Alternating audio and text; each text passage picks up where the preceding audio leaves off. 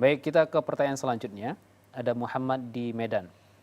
Ini pertanyaan yang viral nih Ustadz. Ya. Ustadz, bagaimana hukumnya dengan aplikasi foto yang bisa membuat muda dan tua seseorang seperti yang sedang viral saat ini? Ya.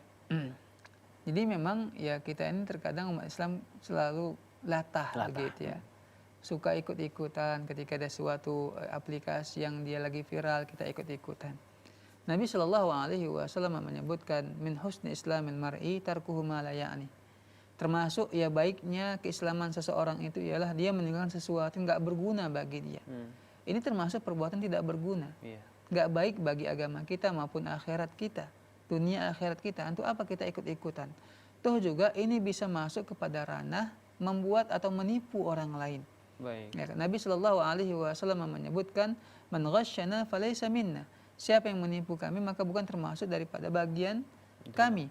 Artinya apa? Dengan foto-foto tersebut dia edit ya, kemudian dia nampakkan mukanya lebih tua dan sebagainya. Ini seakan-akan menunjukkan kepada orang lain beginilah keadaan dia, meskipun orang tak ini merupakan sebuah aplikasi. Tapi paling tidak ya ini jatuh kepada perbuatan yang sia-sia, yang tidak berguna, ya sebaiknya kita tinggalkan. Jangan pula kita latah untuk ikut-ikutan seperti itu.